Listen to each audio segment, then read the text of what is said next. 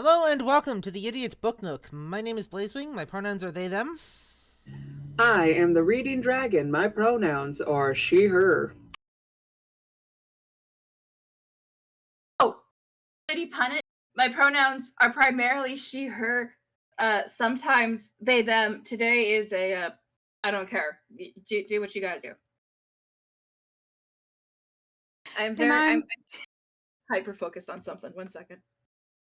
and I'm Critter Shy. My pronouns are she, her, they, them. I can Today's a use this her to test.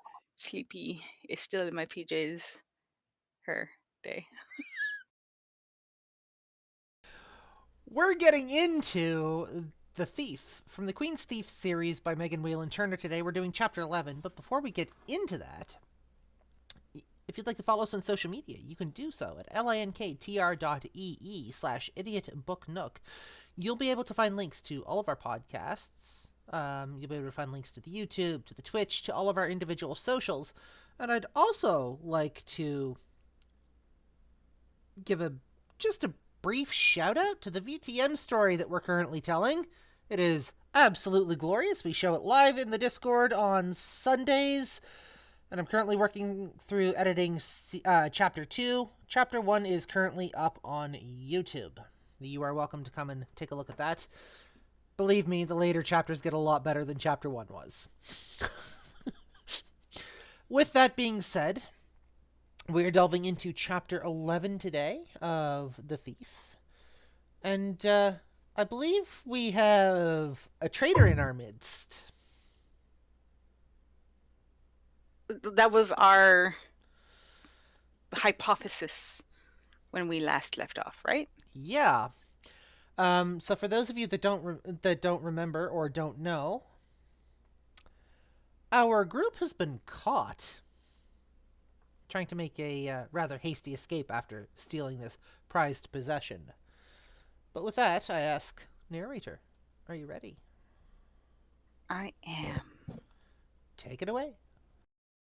Take it away, Ernie. Take it away, Ern. I heard the tumbler. Sorry. Start again. I heard the tumblers clicking as the guards unlocked my cell door before opening it to wave the magus in. Without turning my head, I could see him silhouetted in the doorway, with Sophos beside him. Once the door was closed and locked behind him, the cell was dark. I lay quietly and hoped he hadn't seen me.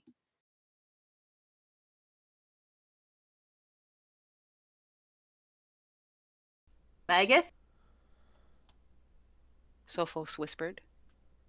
Yes, I saw him. No, just I saw. Yes, I saw. The magus answered, and my hopes sank. I heard him taking small, careful steps across the floor. When he got close to me, he squatted down and reached out with his hands. One of them brushed my leg, and then my sleeve, and followed it down my arm until he touched my hand very quickly to see if I was warm and alive or cold and dead. He's alive. He told Sophos as he put his hand back over mine and squeezed it. It was meant to be comforting. Jin, can you hear me? He whispered softly. Go away. In the dark, he found my face and pushed the hair that had been lying across it out of the way. He was very gentle. Jin, I owe you an apology. I'm sorry. I didn't answer. Only a short time before, I had floated to the surface of the pain that had swallowed me up. I didn't care much about his apology. Sophos kneeled down beside me in the dark.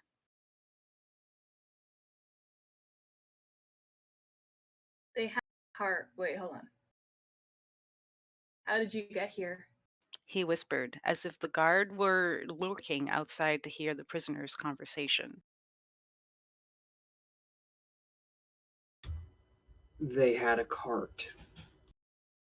The magus snorted. His fingers left my face, and I felt them lightly touching the front of my shirt, where it was stiff with dried blood. Don't! I said. My voice was wispy and thin. I tried to pull myself together and started again. Just leave me alone. I'm fine. Go away.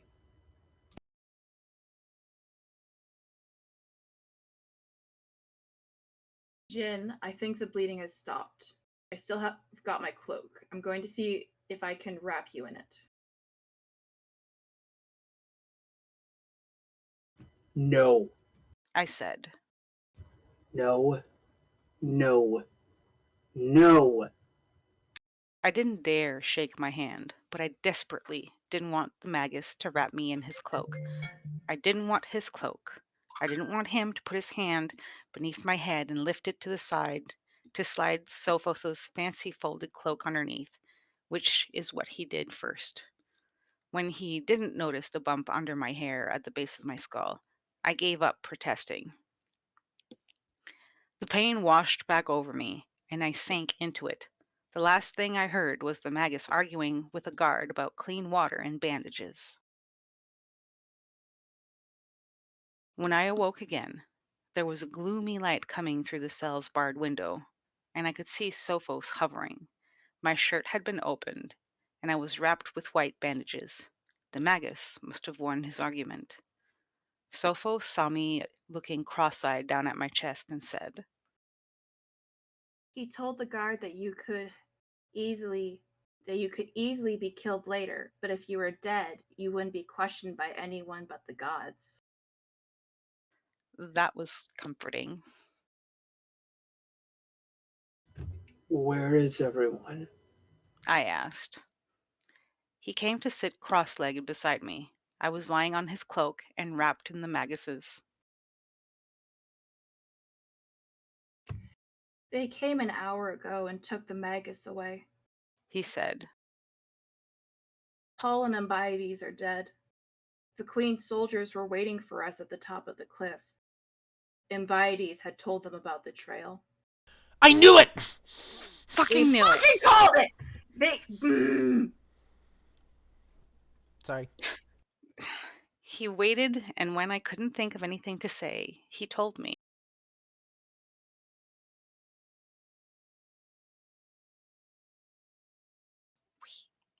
We saw everything from the top of the cliff. Hence the magus's apology. The captain of the Queen's Guard and his men had been waiting on the mountainside. No doubt they had more men stationed at the entrance to the Serpertia Pass, but the captain had gambled on the magus's leaving Atolia the way that he had come in. When Pole and the magus boosted Sophos over the lip, he'd seen their boots, but he'd been dragged onto the cliff top before he could shout a warning. There had been nothing the magus and Pole could do but follow with Ambiades. When the captain of the guard had asked where I was, the magus, still angry at me, had said, He's planning an ambush. no, saving his own skin. Saving his own skin. Stretched flat on top of the boulder, I was easy to see from above. He's planning an ambush, said one of the soldiers, and raised a crossbow.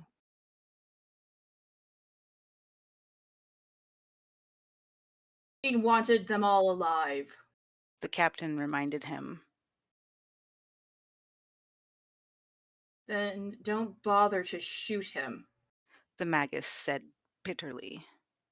He'll hide there until you climb down to arrest him. He's armed, said the captain, and he cupped his hands to his mouth to shout a warning to his men, but lowered them when the magus fluttered one hand in dismissal. The only thing he can do with his sword is steal it or sell it. So they stood and watched me turn an orderly hunt into a knot of fallen horses and wounded men. The captain swung towards the magus, who was clearly stunned, and then changed his mind about what he was going to say. Not what you expected?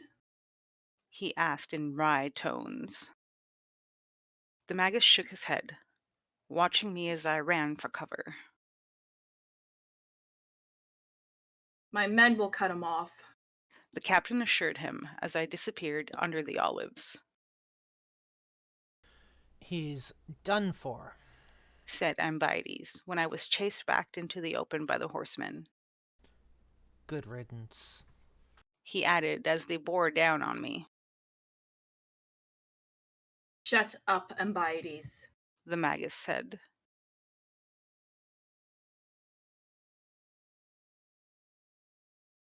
They'll have to dismount to get him. Said the captain. They won't have any trouble. The magus had said sadly, not knowing how strongly my father had desired me to become a soldier and not a thief. I've never seen anyone win against that many men. Said Sophos, sitting on the cold stone floor beside me. You still haven't. I pointed out. Tell me about Ambiades. I didn't want to talk about the fight at the base of the mountain. Something unpleasant had happened. I couldn't remember exactly what it was. I didn't want to. But Sophos wouldn't be distracted. No, I suppose not. But you wounded 2 of them, and I think you killed the last one. My eyes closed. That was what I hadn't wanted to think about. I hadn't intended to kill anyone, but I'd panicked when I'd seen swords on every side. We saw you run back into the open. Sophos went on mercilessly. Why didn't they ride you down? Too many rocks. I whispered. I was tired. And they were riding farm horses. They only step on people by accident. Only 4 of the soldiers had dismounted at first. I chopped one of them on the forearm, then disarmed another, and gotten my sword tangled in his hilt. I wouldn't have been able to free a longer sword, but I managed to pull Sophos's clear in time to stop a thrust from someone on my left.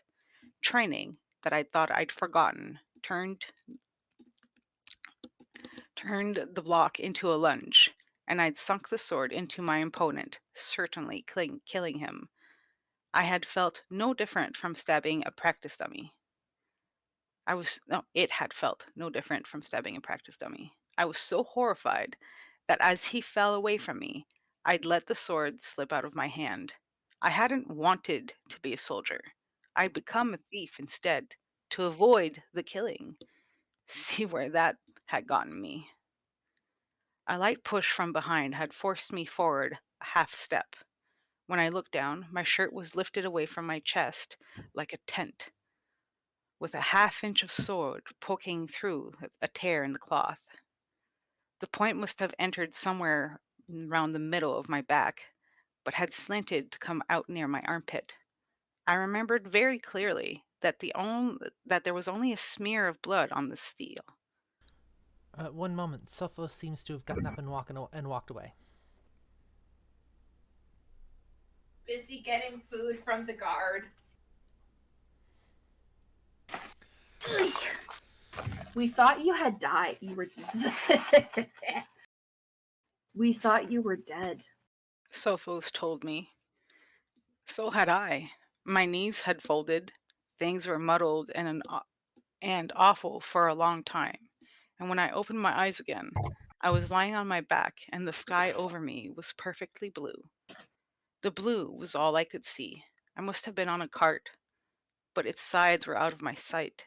There was no sign of olive trees or the mountains. If it hadn't been for the jolting as the cart wheels turned, I could have been lying on a cloud. People still seemed to be shouting, but they were very far away. They were important people, shouting at me. I heard the king of Sunis and the queen of Eris and other voices that I couldn't identify. I thought that they might be the gods. I wanted to tell them not to fuss. I wanted to explain that I would be dead soon, and there would be nothing left to fuss over. But the cart must have hit a particularly severe bump. The blue sky above me turned to red, and then to black. Sophos dragged me out of the memory, asking, Who taught you to fight like that? My father. Was he very angry when you turned out to be a thief? I thought of the fight when I'd torn up my enrollment papers for the army. Yes, Still, we'd gotten much closer once the matter was settled and done with. but he's used to it now. You should have been a soldier. Sophos said. You were better than Ambiades ever was. I think that's why he said good riddance again, and that's when Paul. Sophos stopped. I opened my eyes to see that he was crying. He scrubbed his sleeve across his face to wipe away some of the snot and tears. I hadn't wanted to think about what had happened at the bottom of the cliff, and Sophos hadn't wanted to think about what happened at the top. He wiped away some more tears, and after a few deep breaths, continued quietly. The Magus told Ambiades that there was nothing to be pleased about. And the captain of the guard said yes, there was, and Ambiades just looked kind of sick at first, like the Magnus. But then he started to look pleased with himself. And then we all realized that he was the one who told the Antolians about the trail up the mountain. I remembered the fancy tortoiseshell comb of Ambiades that had caught the Magus's eye. He must have wondered where Ambiades got the money to afford it. I guessed that Ambiades was in somebody's pay, and that from that time to time he felt guilty about it. But I'd assumed that he was taking money from an enemy of the Magus's in Sunis's court. It hadn't occurred to me, or to the Magus, obviously, that he could betray his master to the Aetolians. Ambiades started to say something, but then you screamed. I screamed. We could hear you from the top of the cliff when they pulled the sword out. Sophos told me, his voice shaking, and I remembered. That was the muddled and awful part. I'd felt my life dragged out with the sword, but in the end, my life wouldn't go. It had stretched between me and the sword. I think that only the power of the gods could have kept me alive, but my living was at the same time an offense to them. I should have died, but instead the pain went on and on. Dying would have been so much easier. I shuddered, and the pain returned, stopping my breath. Sophos held me by the hand until it passed. Everyone looked down at you. He said, And then we looked at Ambiades, and he didn't care. I mean, we could see that he didn't care that you were dead. I don't think that he cared about anything anymore, not about me, the Magus, or Paul. And Paul, he just put one hand out and shoved Ambiades over the edge, and then Sophos stopped for another breath before he went on. he went over the cliff too with two of the Antolians. The Magus tried to get out his sword, but the soldiers knocked him down. Sophos pulled his knees up to his chest and rocked back and forth as he cried. Moving slowly, I lifted one hand to his leg and squeezed it. I couldn't think of anything to say. I had liked Paul, I've known Paul my entire life. Sophos said unevenly. I don't want him to be dead. He insisted, as if his wishes should be granted. He has a wife, and he has two children. He wailed. I'm going to have to tell them. I shuddered and closed my eyes again. The man I'd killed could have had no clue that he was facing a skilled opponent. He judged me by my novice sword and my size. I had taken him by surprise and killed him. I might just as well have stabbed him in the back in an alley. Did he have a wife and two children? Who would tell them that he was dead? The pain in my chest speared until even my fingers ached, where the backs of them touched the rough floor. After a long time, Sophos whispered. Jen, are you still awake? Yeah, The Magnus said that the bleeding stopped and you would probably be alright, as long as you didn't get a fever. that's good to know. That way they could behead me.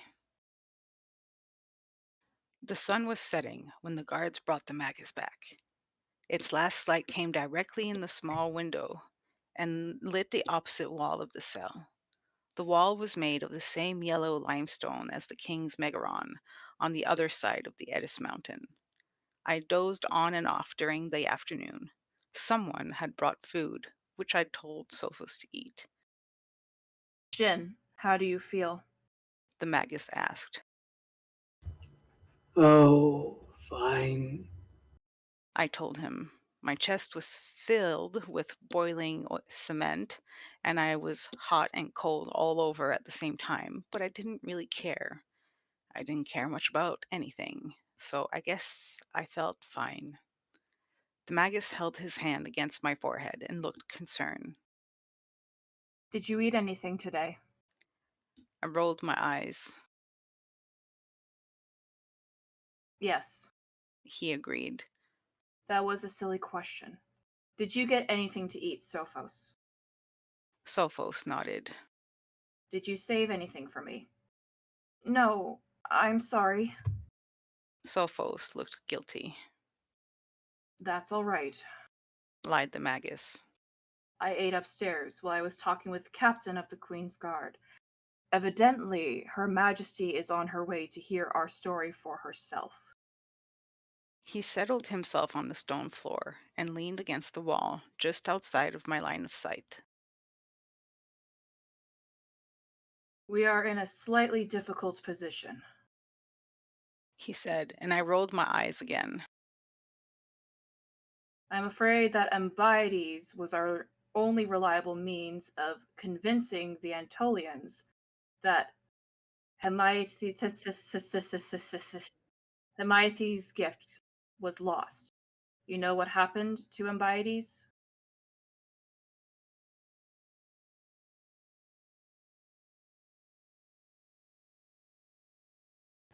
Sophos told me.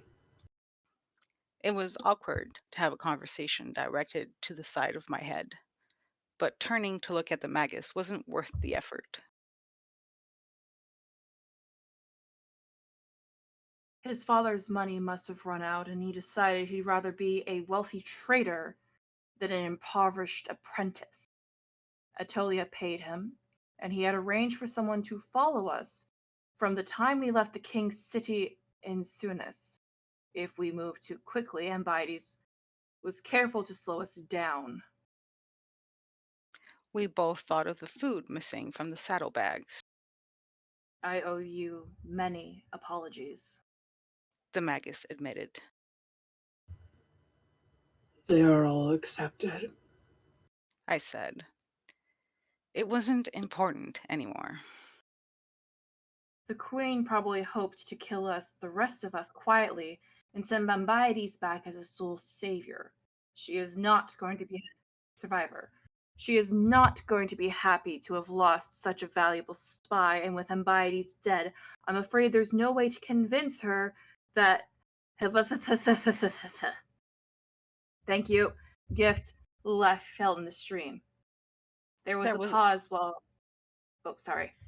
Go ahead. There was a pause while each of us considered the Aetolians' means of extracting reliable information.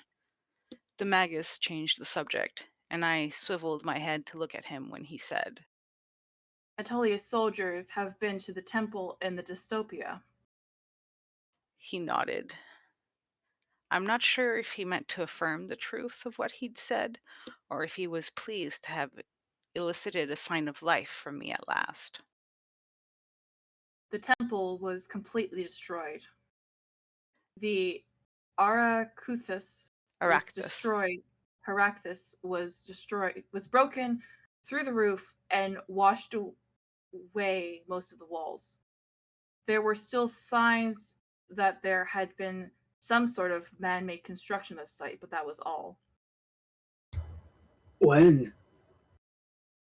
I can't be sure, but no more than a day or two after we left.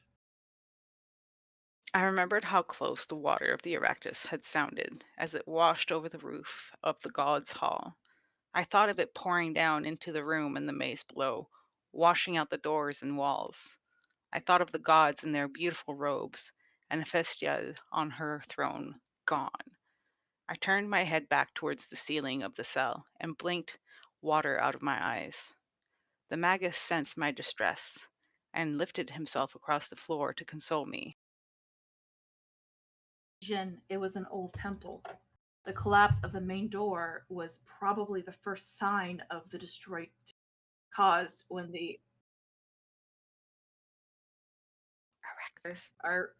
Arcturus? Aractus. Why are words so fucking hard today? It's okay. You'll get it. Aracthus forced its way through a new entrance somewhere. In the next few days, the power of the water destroyed the temple entirely. It would have happened sooner or later.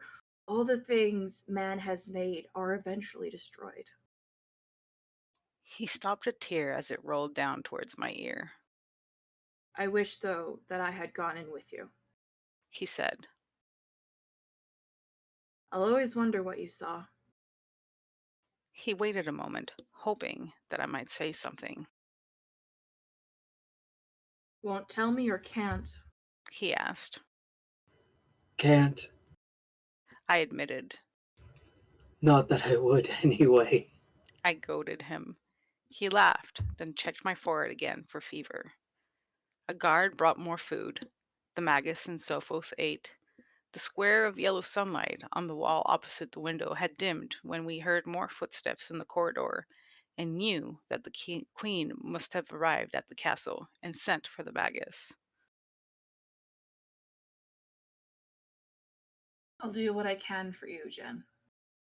The magus promised as he stood up. They took Sophos as well. I was left alone in the cell, wondering what the magus thought he could possibly do for me. The cell was pitch dark when they returned. The guards carried lanterns, and I closed my eyes against the glare, assuming that they would be gone soon. When someone nudged me with his boot, I groaned a little, partly because it hurt, partly because I was offended that they were bothering me. Another fiercer nudge dug into my ribs, and I opened my eyes. Standing over me, between the magus and the captain of the guard, was the Queen of Atolia. She smiled at my surprise, standing in the light surrounded by the dark, beyond the reach of lanterns. She seemed lit by an aura of the gods. Her hair was black and held away from her face by an imitation of the woven gold band of Hephaestia. Her robe was draped like a peplos, made from embroidered red velvet. She was as tall as the magus, and she was more beautiful than any woman I have ever seen. Everything about her brought to mind the old religion, and I knew that the resemblance was deliberate, intended to remind her subjects that as Hephaestia ruled unaccosted among the gods, this woman ruled Atolia. Too bad that I had seen the great goddess and knew how far the Atolia queen fell short of her mark. She spoke, and her voice was quiet and lovely. The Magus of Sunis informs me that you are a thief of unsurpassed skills. She smiled gently. I am. I answered truthfully. He suggests, however, that your loyalty to your own country is not strong. I winced. I have no particular loyalty to the King of Sunis, Your Majesty. How fortunate for you. I don't believe he holds you in high regard. No, Your Majesty. He probably doesn't. She smiled again. Her perfect teeth showed. Then There's nothing to prevent you from remaining in Atolia to be my thief. I looked over at the Magus.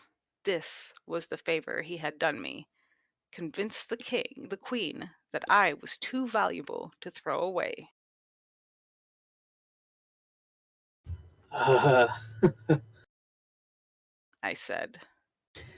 there is one thing, Your Majesty. The queen's eyebrow rose in a delicate arch of astonishment. What would that be? I had to think of something quickly. Discretion prevented me from saying that I thought she was a fiend from the underworld, and that mountain lions couldn't force me to enter her service. As I reached for something safer to say, I remembered the Magus's comment on the banks of the Aractus. I have a sweetheart. I said with complete conviction. Your Majesty, I've promised to return to her. The queen was amused. The Magus was consternated. He couldn't guess why I would throw away a chance to save myself. There were certainly no love affairs written up in my record at the king's prison. I was sure because I had written the record myself. It had been an easy way to turn a lot of boasting into solid reputation, and it hadn't been difficult to slip it in among the real records. Anyone who can steal the king's seal ring can manage the locks on his record room, You are promised to someone? said the queen in disbelief. I am, Your Majesty.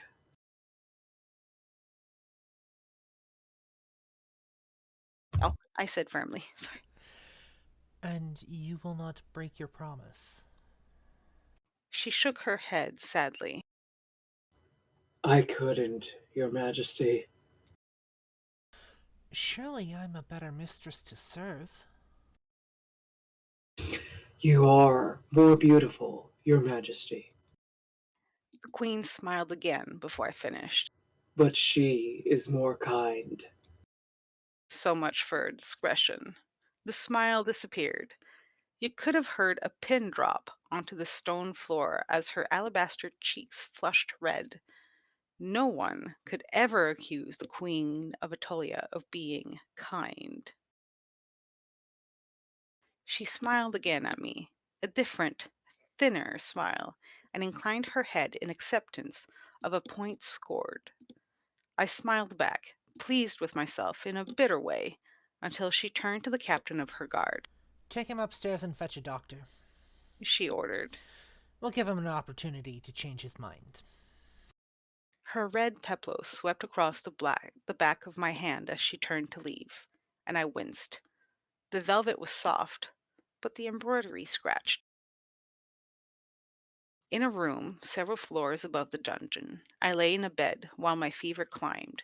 I raved, and in a distant way I knew that I was raving. Moira came to sit by my bed. She assumed that I wasn't dying. I told her that I wish I were. Then Eugenides came out of the dark, and Moira was gone. Eugenides was patient at first. He reminded me that lives are things to be stolen sometimes, just like any possession. He asked me if I would prefer to be dead by myself. I said I would, and he asked what then would have become of my plans for fame and my name carved in stone. And would I then leave my companions to die as well? I didn't like to think of the Magus as a companion, but if he wasn't, why had I risked my life once for him already? I sighed, and then there was Sophos to worry all over as well. I said that if only I could have died when the soldiers pulled out his sword, I wouldn't be bothered by my conscience.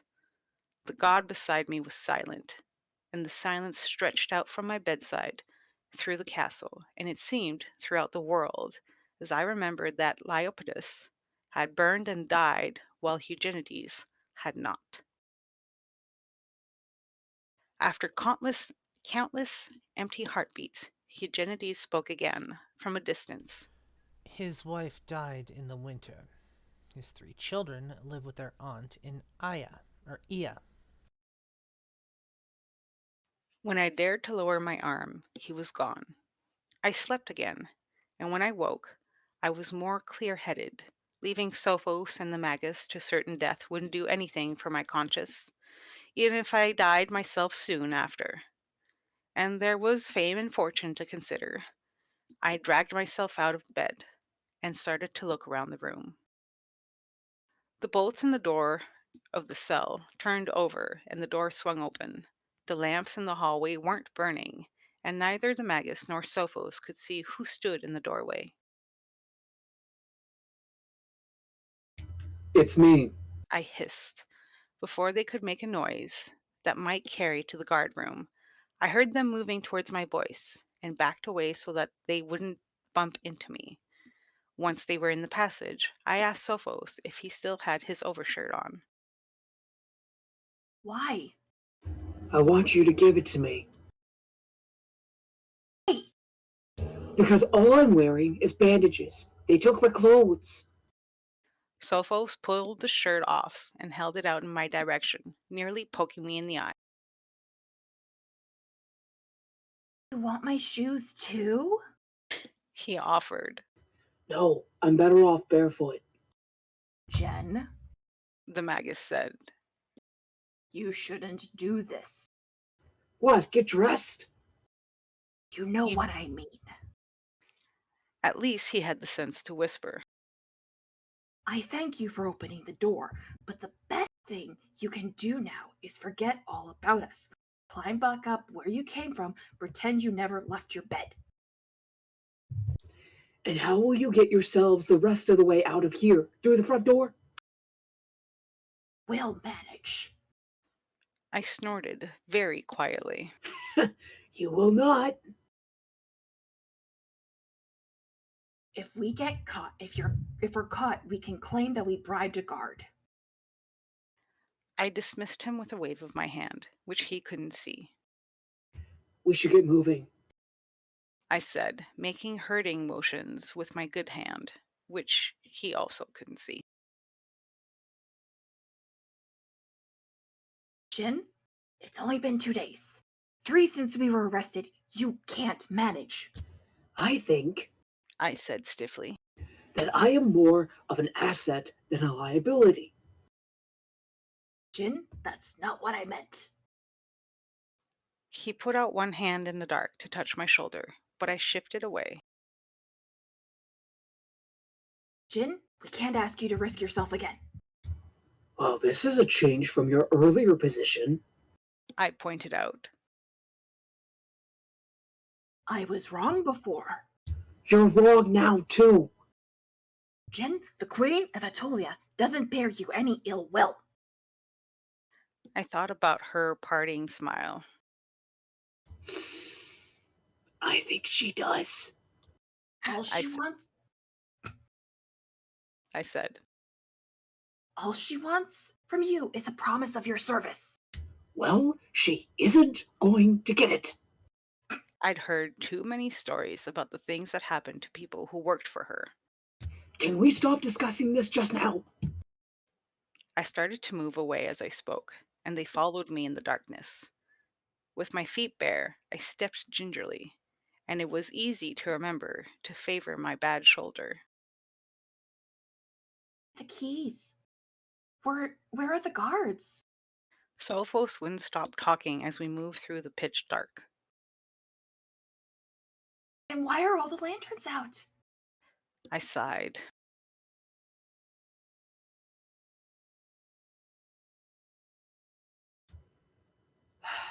I did not get the keys. They took my clothes and probably burnt them. They left my lock openers and the other things from my pockets on a table in my room. I'd left the Magus's cloak pin and Ambides' comb behind.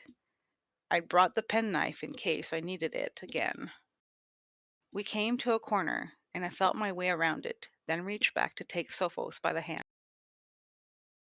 Be quiet I whispered.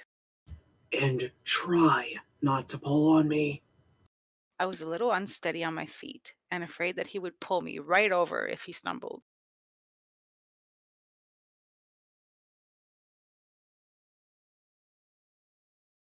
Oh, oh. What about the guards? He persisted. And the lanterns!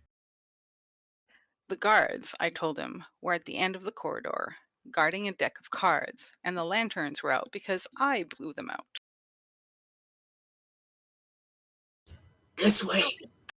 I hissed. When they hear us chatting like happy sparrows in our nest, they won't immediately be able to find us. Wing! We didn't quite catch that. Can you repeat that? But where are we going? Would you shut up? My left hand, the bad one, brushed along the wall until it bumped against a door handle. The pain stopped me in my tracks, and I squeezed Sophus's hand hard to prevent him from bumping me. Hold on, I whispered. They stood quietly while I worked the lock on the door. Fortunately, I had a key that fit closely enough that I could turn it with one hand. Watch the door, I said as I pulled it open. It rumbled, but the hinges didn't squeak. Don't bang your head, I warned the magus. We walked down a tunnel, only as wide as the door. The walls arched into the ceiling just a few inches over my head. There was a stone door at the end that a simple crossbar fastening on the inside. Once through it, we were outside of the castle, on a narrow footing of stone that ran under its walls. In the silence, we could hear waves lapping against the stone under our feet, and in the river there were ghosts of reflections from the torches set in scones along the sentry walk above our heads.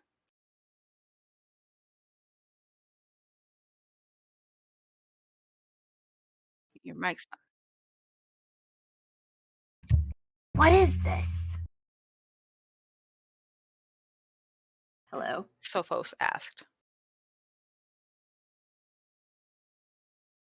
It's the Serpertia, Said the magus. Remember, the stronghold sits in the middle of the river and defends the bridge to either side. I meant, what is this? Sophos said and stamped his foot on the stone under him. This is a ledge that runs around the entire castle, I explained. so that they can maintain the foundation. We're going to follow it to the bridge into town. Keep your voices down. There are guards. Why is there a door? I left it to the magus to answer. They dispose of bodies by throwing them in the river. Oh. Sometimes the guards will sell a body back to the family if they wait here in a boat, He said.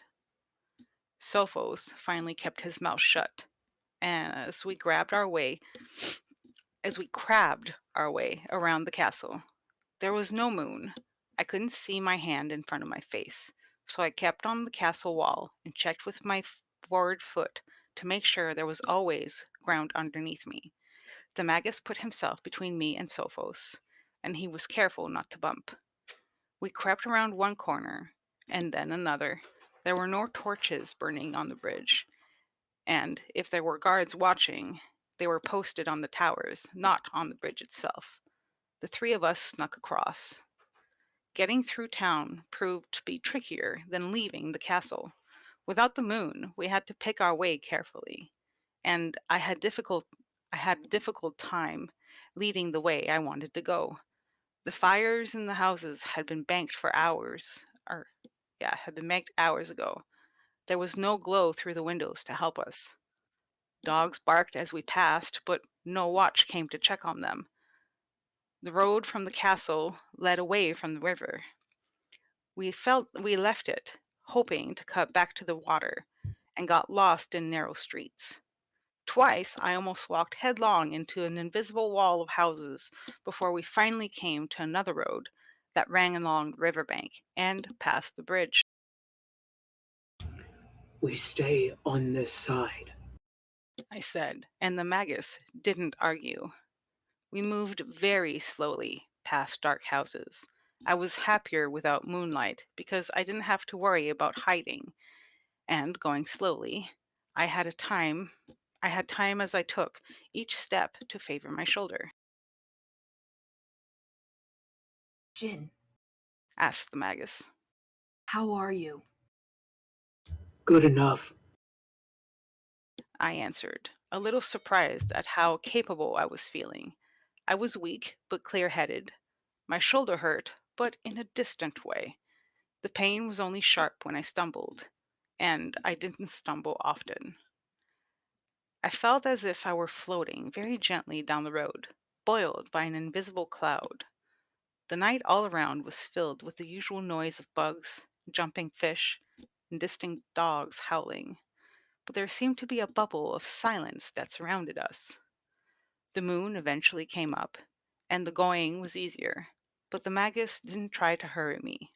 He and Sophos were both patient, but Sophos kept wanting to chatter as we walked. I realized that he was frightened and that talking helped him, but I needed to concentrate all of my energy on my feet. The magus talked with him. We kept moving until just before dawn. We weren't many miles from town, but the road we followed ran up against a rise and turned inland. In order to stay with the river, we needed to follow a narrow path that climbed through the rocks along the bank. We stopped to rest.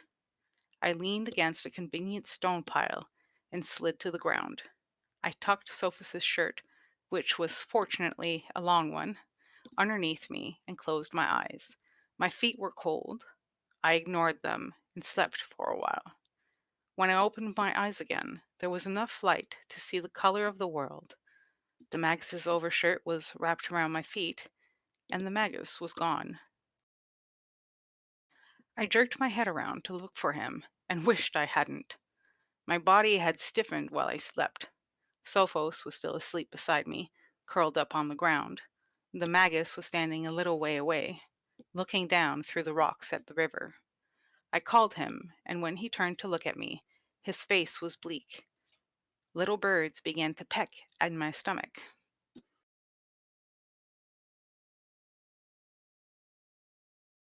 What's the matter? I asked him. The river is running the wrong way. Let the gods into your life, and you rapidly lose faith in the natural laws. The little birds stopped pecking, and they all fell over my forehead, and they all fell over dead. I had a stomach full of dead birds for a moment, as I thought that he meant the river had truly reversed his direction. He only meant that he had been mistaken during the night about which way it was flowing. The magus sat down and put his head in his hands. I lost my sense of direction in the town. He said. We haven't been following the river downstream towards the pass. We've been going upstream. The ground was rising gradually, but I didn't notice until we reached the steeper part. I have no idea where we are. Sophos sat up, blinking just then, so no one noticed my sigh of relief.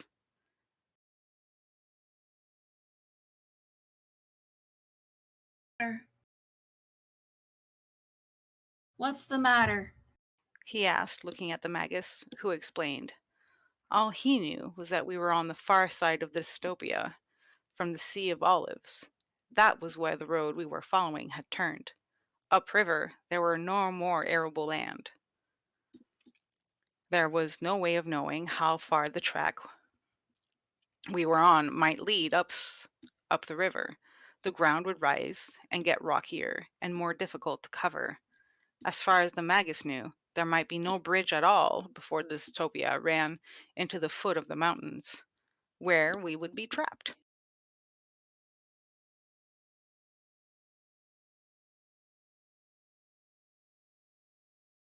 trade route on the far side of the river, and I'm sure there are some villages, but I don't know why any of them would want a bridge to the dystopia. What about this road we've been on? I asked, although I knew the answer. That's a trade route on the far side of the river, and Uh, It's been getting wrong one. narrower, It's been getting narrower. the magus said. And beyond here, it turns into a track and probably dead ends at the next farm. I went to look. So what do we do? Sophos asked Magnus.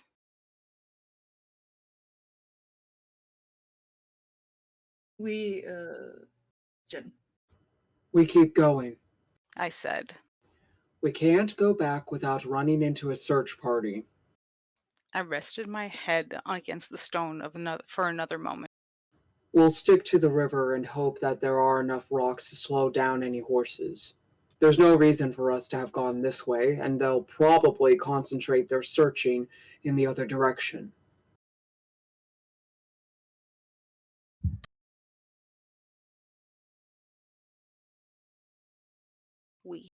We could hide in the dystopia for a while. Suggested Sophos. We could cross it and go back through the Sea of Olives. The magus looked sideways at me. We couldn't get across the Arrakis. We could wait until Jin is better. What about food? Not being at all hungry, I'd forgotten about food. At least we have plenty of water. I said optimistically and started to get up. I felt like one of the damaged clocks that my brother sometimes worked on. The magus bent down to give me a hand. Sophos turned to help as well.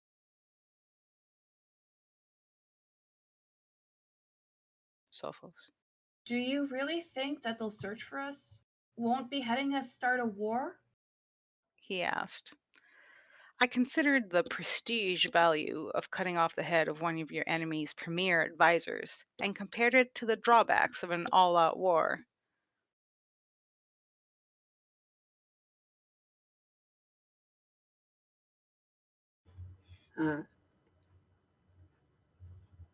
She might let you two go. I nodded. To avoid a war or to delay one until she's ready. What about you? Sophos asked. She might let me go as well, but she'd probably like best to catch me and let you two slip away. No one was going to start a war over me, and I could be tremendously useful if I could be induced to work for her. I shivered, and something that wanted to be a groan came out of my mouth as a sigh. We had to stay close to the river, because if we were going to be caught, I planned to throw myself in. Once I was on my feet, momentum carried me forward. We followed a goat track that ran across the rocks right beside the river.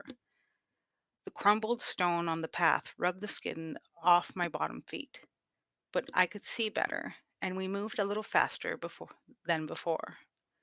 As we walked, mostly in single file, Sophos continued to talk. Jin, He asked. if you could be anywhere you wanted right now, where would it be? I sighed. In bed. I said. In a big bed with a carved footboard in a warm room with a lot of windows and sheets. I added after I'd taken a few more steps, thinking of them rubbing against my sore feet. As nice as the ones they sell on the Sacred Way. And a fireplace. I added, expanding the daydreaming. And books.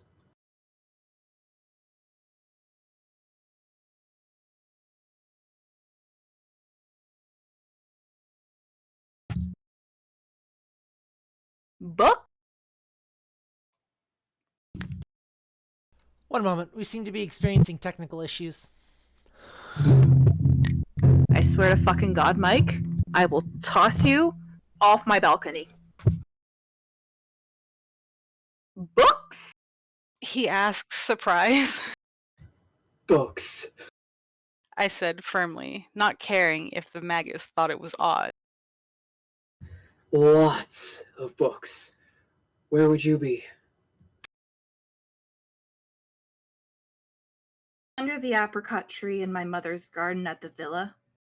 I'd be watching my little sisters play, and anytime I wanted, I'd reach up and pick another apricot. They aren't ripe this time of year. Well, you said you can be any place, anytime you like. Where would you be, Magus? The Magus was quiet so long that I thought he wasn't going to answer.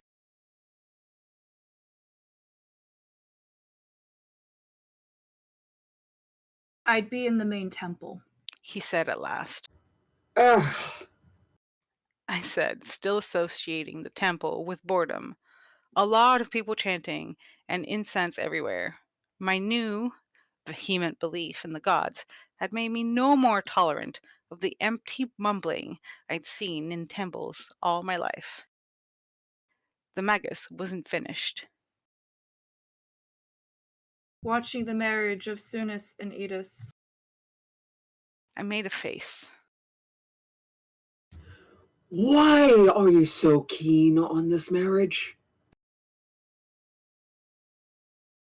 The king needs an heir, and that heir needs to inherit Edis as well as Sunis.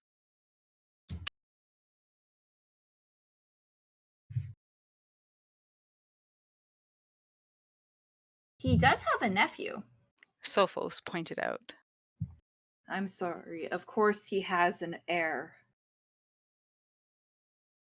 Said the Magus. But he needs a son of his own for the throne to be secure, which means he needs to have a wife. And why should his heir be entitled to Edis? I asked. He thought I deserved a complete answer, which shows more than anything how much his opinion of me had changed.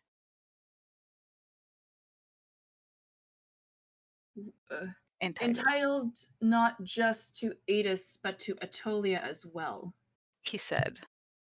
You would have no way of knowing, Jen, but these three countries are free only by a rare combination of circumstances. The earliest invaders overran our country because they wanted us to pay them tribute. They were slowly replaced by the Merchant Empire, which mostly wanted our trade, and those overlords we eventually drove away. We could do that only because the Merchant Empire was busy fighting a greater threat elsewhere, the Medes. The Medes have been trying for 100 years to expand their empire to span the Middle Sea.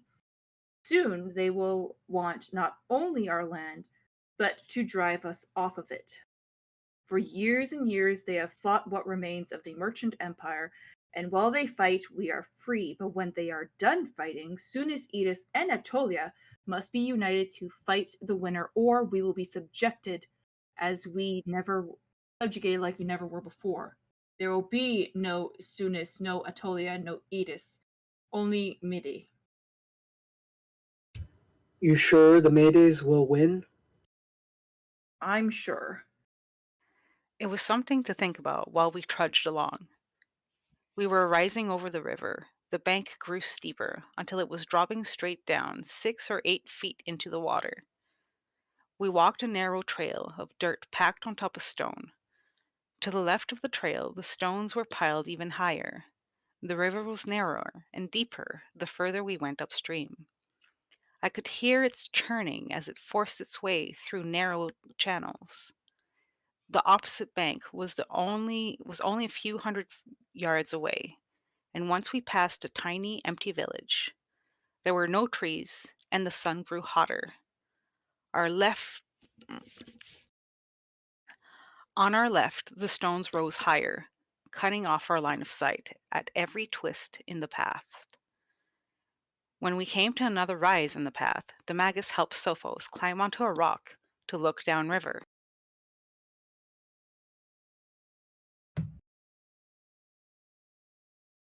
See anyone? We both asked him. He said no and began to scramble down. Wait, I said, do you see any dust? You mean in the air? Yeah, there's a cloud. That's horses on the road. I said to the Magus. He agreed as we helped Sophos down. We tried to hurry, but while I wasn't in much pain, I didn't have the strength to move any faster. The next time Sophos looked, he could see a glimpse of those horses as they came single file between the rocks. We walked on until I caught my foot on a stone and stumbled forward. The Magus was ahead of me. He heard me catch my breath. He heard me catch my breath and turned to help, but by that time I'd hit the ground. He tried to help me up, but reached for the wrong shoulder. I could only flutter a hand in distress. My grandfather would have been proud of his training. A thief never makes a noise by accident. I bit my lip. Jin, don't faint. We'll leave the path and try to hide somewhere in the rocks. They may go past. No! I said. That was a hopeless plan, and we both knew it. If he and Sophos left me, they might get away, but there was a better alternative. Between breaths, I said, There's a bridge. upriver. Islands of rock divided the flow of the water. The Bree had been swept down the river when it was in flood and had lodged against the rocks. One tree trunk stretched from our bank to a pile of rock in the center of the river. The Magus looked over his shoulder and saw the makeshift bridge. Do you think we can get across? Yes. There was a second collection of branches that crossed to the far bank. It was more fragile, but it would bear my weight and probably the Magus's. The bridge, such as it was still several hundred yards away. The horsemen were only twice that distance behind us. It was a race between the tortoise and the hare, but the tortoise had just enough head start, and he had the Magus to drag him along. We reached the makeshift crossing with the pursuers just behind. They'd left their horses. They couldn't manage the many pitfalls in the trail, and the men moved faster on foot. Sophos, you go first. Said the Magus. Then I'll help Jin across. No. I said. Should I try to walk? Asked Sophie. No. I insisted that he get on his hands and knees and creep across. One slip, and he would be sucked into the river and probably never seen again. A river runs fastest at its narrowest part, and all the water of the Serpoutia had to squeeze between these banks. It was deceptively smooth, but it had the strength to drag a man under in a heartbeat. Sophos safely crawled to the island at the center of the river.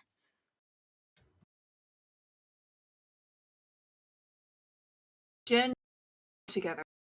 Together, Jin.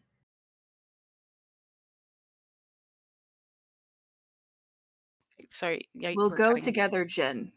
The Magus said. No. Jin, I won't leave you again. He looked over my shoulder at the men coming behind and tried to pull my good hand. By then, I think he was fairly sure that the guards would let him and Sophos slip away.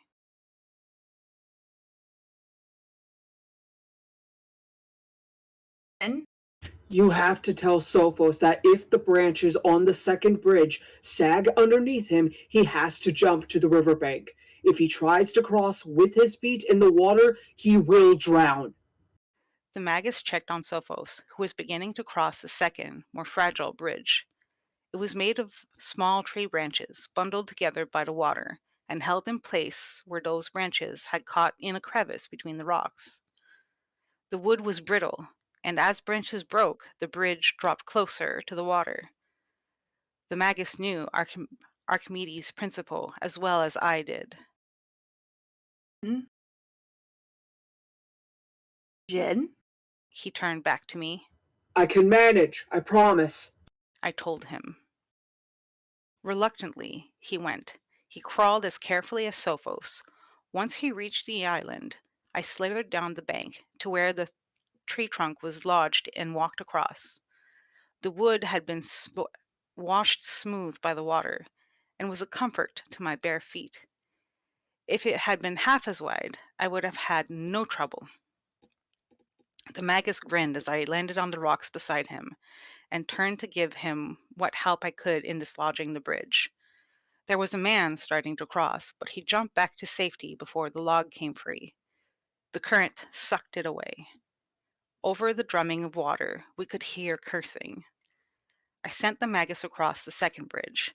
He went without protest. Then I started across. Many of the small branches that held the bridge in place had broken under the Magus's weight, and it sagged dangerously near the water. If it had dropped any lower, it would have been swept away by the current. But the branches that held the Magus' weight held mine as well. Halfway across, I saw the length of rope, twisted in the branches. I crept through the tangle of branches onto the rocks beside the Magus, just as the man behind me began firing their handheld guns. I wasn't worried. The new guns will stop an infantry charge, but they can't be aimed well enough to allow the rifleman to pick his target. Crossbows would have been much more dangerous, but the Queen of Atolia liked to have her personal guard carry rifles because she thought they were more impressive. I pointed out the rope to the Magus and asked if he could reach it. I had to shout above the sound of the river.